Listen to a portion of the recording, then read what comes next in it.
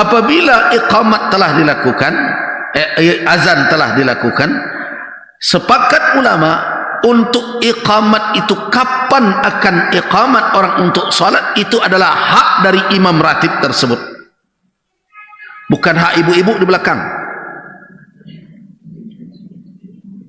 Nah, bukan hak bapak-bapak siasa dan tiba hendaknya. Itu dikatakan ittafaqal fuqaha'u ala anna al-imam ar-ratiba lil masjid ahaqqu bil imamati fihi min ghairi.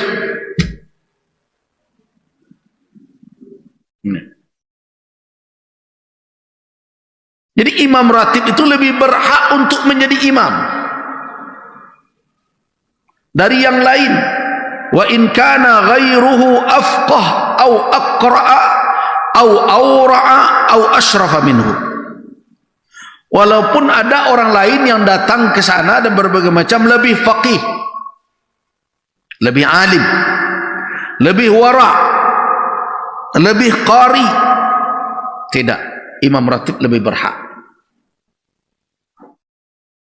Tidak ada hak kuni mentang, apalagi pangkat dan jabatan. Kan ada pula orang kadang-kadang dia lah tiba pejabat qamat salai, imam sedang di pintu pagar. Tidak bisa. Jangankan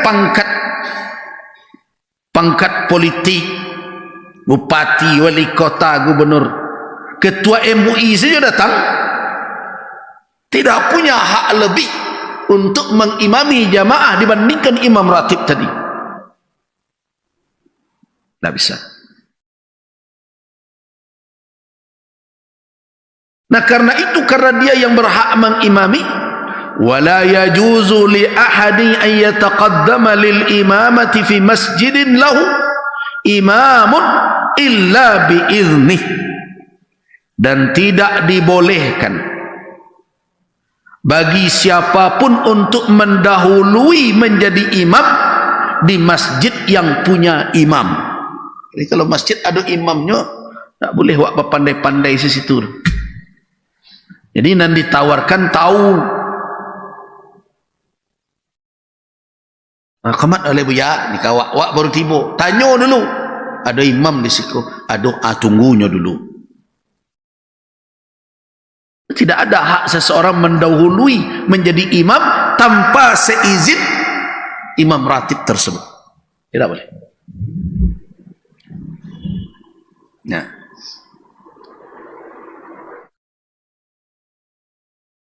tidak ada hak yang lain untuk mendahului. Apa dasar kita mengatakan bahwa seperti itu? Mari kita lihat teks para ulama mazhab. Misalnya adalah pernyataan Al-Imam Al-Hasqafi dari kalangan Hanafiyah dalam kitab Ad-Durrul Mukhtar. I'lam, ini teks dari mazhab Hanafi.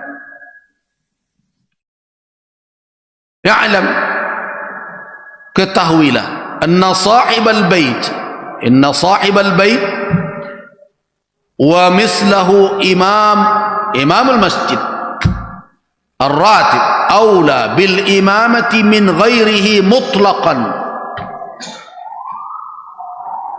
illa ayyakuna ma'ahu sultanun aw qadin fayuqaddam alaih.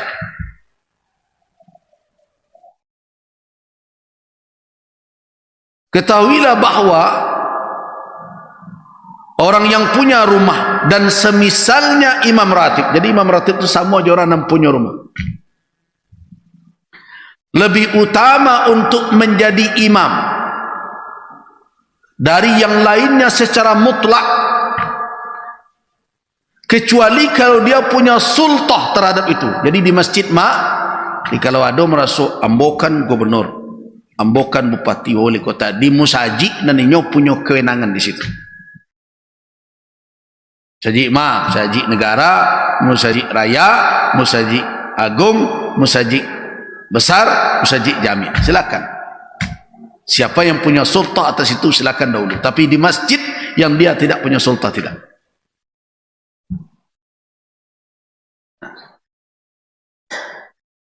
Kalau itu baru dia boleh didahulukan. Kalau tidak, imam ratib yang lebih aula. Mutlaqan. Secara mutlak. Nah, apa makna kata mutlaqan? Artinya wa in kana ghairuhu minal hadirin man huwa a'lam wa aqra minhu. Meskipun ada selain dia yang hadir bahkan lebih alim dari imam tadi, tetap yang lebih utama adalah imam yang rutin tadi, yang telah disepakati. Cuma tentu kalau dia memang imam tentunya tahu. Kadang ada lo tunan kurang, kewaraan konan kurang. Lah jadi ada buyanya, ada berbagai macam di situ. Ndak lo nak babaso, itu akhlak le tu. Ada gurunya berbagai macam. Lun tentu lo nyo kenamu ada tu. Lun tentu lo lagi. Cuma waqfid janahal dhulli ini yang kurang kadang-kadang. Tidak ada perbedaan pendapat kata Ibnul Bashir fi man idzalik, itu terlarang. Al-Imam Al-Qayrawani di dalam kitab risalahnya wa yukrahu fi kulli masjidin lau imamum ratib, dan dimakruhkan pada setiap masjid yang punya imam tetap, imam ratib, an tujma'a fihi salatu marratain, dilakukan salat berjamaah 2 kali. Jadi ada ulama yang berpendapat tak boleh, kalau sekali itu alah, dan lain tidak lagi berjamaah. Nah, supaya apa? Lianna dzalika yuaddi ila at-tabaghud wa at-tashajuri bainal a'immati, itu akan menimbulkan pertikaian, pertengkaran antar imam. Imam nan tadi jahar basmalah, imam nan kedua tidak jahar basmalah, jamaah bertangkah, padahal persoalan itu tak perlu dipetangkan.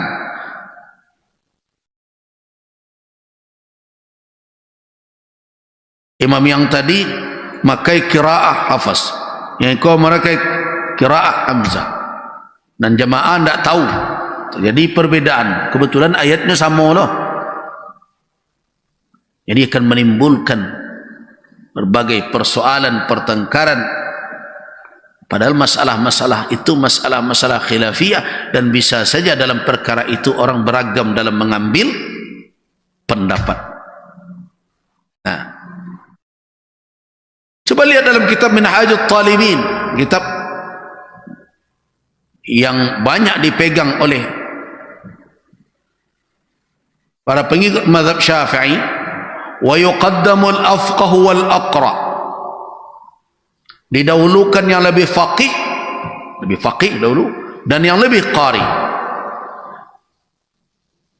Ibnu Hajar di dalam kitab At-Tuhfa fi Syarh al-Minhaj mengatakan hadza haitsu la ratiba. Kapan yang faqih, yang qari itu didahulukan?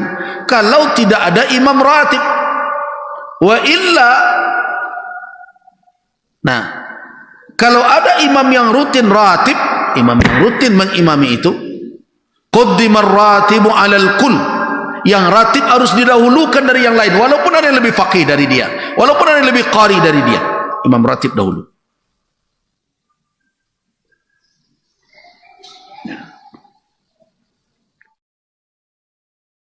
Wa huwa man wallahu an-nadhiru wilayatan sahihah. Siapa imam ratib itu? Yang diberikan kewenangan oleh nazir waqaf, oleh orang yang minta mengelola setelah ditunjuknya. Jadi bersama jamaah rapat kan, dah ini imam kita, hormati. Jangan tukang tunjuk terus menghormati imam. Aku nane ndak imam ditunjuknya jemaah semua hormati imam, hanya tu hari mari hari imam. Jadi hati-hati. Kadang-kadang lah di masjid ko ego ko naik lah kok. Harus mensajikan kadang sebagian ada ndak mau dikecil. Dimintanya mengatur suara mic saja dek musaji berdekatan, ndak maunya. Musaji berdekatan. Kalau sama-sama keluar suara mic itu ndak tentu nak didengarkan dek makmum sebelah menyebelah. Ndak mau, egonya melampau. Ndak awak ke dia agak-agak ustaz itu. Padahal dia tidak menentang ustaz, dia tidak menentang buya. Dia menentang Rasul itu, la yu'dhi ba'dukum ba'dan bil qira'ah. Jangan sebagian kamu dengan lainnya mengganggu dengan mengeraskan bacaan kamu itu. Tapi siapa menjadi penghambat nasihat Nabi kau berjalan? Sebagiannya pengurus. Karena merasa punya kuasa kewenangan mutlak. Abah cari-cari alasan. Wah itu kan syiarnya yang sebarasan. Azan kumandang kalah sekali-kalinya. Kalau perlu kumandang Bukit Tinggi sampai Pekumbuh, silakanlah. Silakan. Azan sekeras-keras. Tetapi untuk bacaan salat, untuk kegiatan seperti kita sekarang ini, sampaikan kepada orang yang mendengar. Oh ceramah awak kini kau kan tak keluar kau. Kenapa? Dan di luar tak mendengar mau ngaji, dan dengar ngaji kan orang nak masuk ke dalam kau. Ketika imam mengeraskan bacaan, untuk makmumannya mengeraskan bacaan. Untuk makmum masjid sebelah. Kan tidak, untuk makmum di belakangnya. Tapi pesan Nabi itu yang telah disampaikan oleh para ulama sering membentur dinding kokoh. Siapa itu? Pengurus. Ada lo kadang imam-imam nandak paham pula bahwa mereka sebenarnya lah melakukan anan terlarang dari Nabi. Bayangkan, pernah kejadian dahulu masjid yang berdekatan, rukuk jamaah masjid sebelah, ya, misalnya masjid berdekatan, rukuk jamaah masjid ini dengan takbir imam masjid sebelah. Karena karih dan itu Allahu Akbar, mungkinnya sedang melayang-layang langsung serukuk, padahal imamnya mungkul takbir dan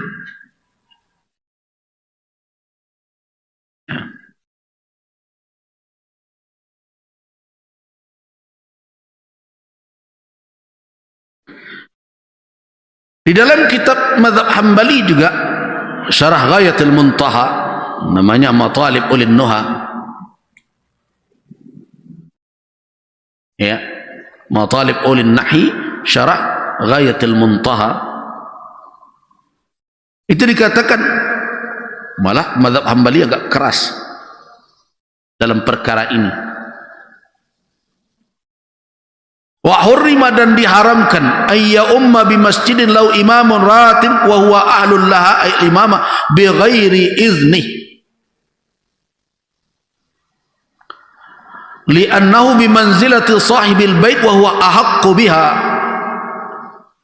Dan haram seseorang mengimami jamaah di masjid yang punya imam ratib, karena imam itulah yang punya hak untuk menjadi imam tanpa izin imam tersebut. Tidak boleh seseorang maju tanpa izin dia. Kenapa? Karena imam yang rutin itu, imam ratib tersebut, bimanzilati sahibil bait, sama dengan tuan rumah, dan dia berhak untuk menjadi imam. Berdasarkan kepada sabda Nabi sallallahu alaihi wasallam, la ya'ummanna ar-rajulu ar-rajula fi baitihi illa bi idnih. Tidak boleh seseorang mengimami orang lain yang punya rumah di rumahnya itu kecuali dengan izinnya.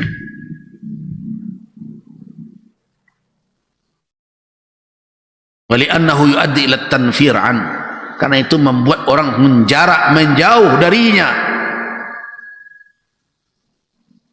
Wadan batal wa tubtilu faidah ikhtisasihi bitaqaddum, membatalkan haknya, hak istimewa dia. Bahwa tidak kesinan taruh itu, dia yang akan terus membimbing umat. Kenapa kita batalkan yang sekali datang?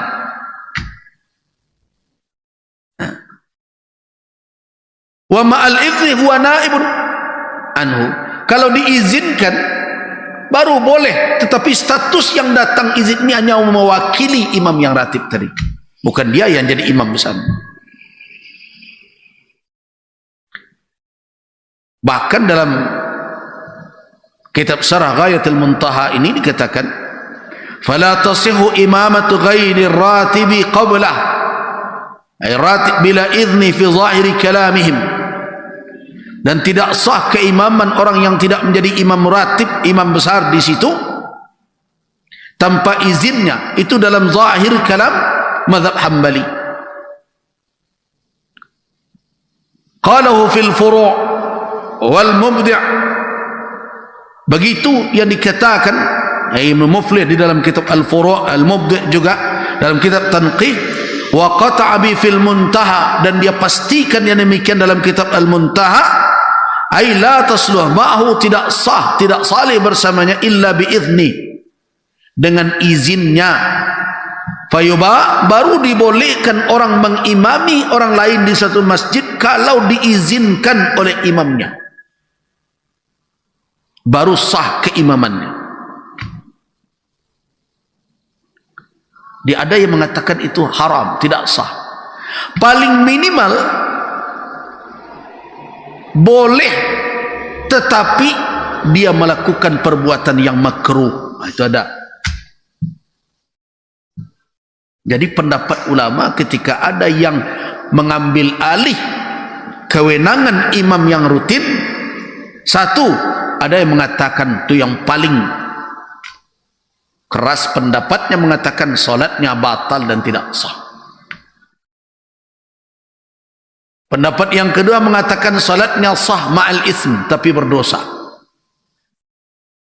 Dan yang ketiga adalah pendapat mengatakan sah ma'al karaha, sah tapi makruh, perbuatan yang dibenci oleh syarak.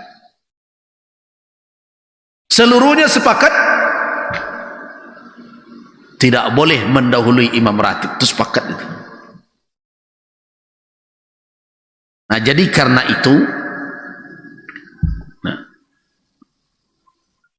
apa kesimpulan kita? Pertama, kedudukan imam sangatlah tinggi dan mulia, karena ia memikul amanah dan tanggung jawab besar. Jadi tidak begitu mudah saja dicabut kewenangannya oleh siapa saja yang berselera. Jangan.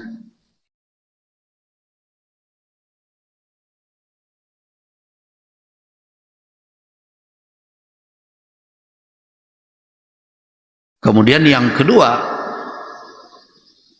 kaum muslimin melalui lembaga-lembaga mereka hendaklah mengamanahkan keimaman ini kepada orang yang memenuhi persyaratan dari sisi keilmuan, keahlian di dalam tilawah, dan juga dari sisi apa?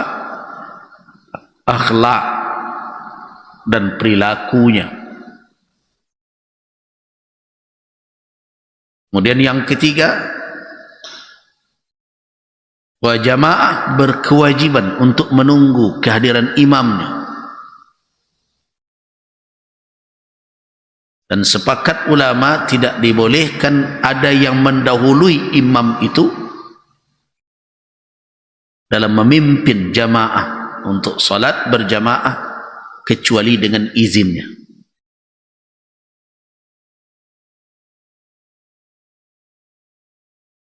Apabila dia izinkan, maka status imam tersebut adalah sebagai naib, sebagai wakil dari imam yang rutin. Jangan terbalik loh. Kadang ada pula sebagian mentang padahal dia sudah diizinkan. Imam rutin yang menunjuk dia. Tapi dia awak terbalik jadinya. Tiba dan wakil tadi dan itu soalnya dan imam rutin tinggal saja. Tidak benar. Dia tetap berstatus sebagai apa? Sebagai naib. Sebagaimana Nabi SAW kalau pergi keluar, beliau tunjuk orang untuk menggantikan beliau sebagai wali, penanggung jawab di kota Madinah dan sekaligus sebagai imam di dalam solat. Nah, itu imam ratib yang menunjuk.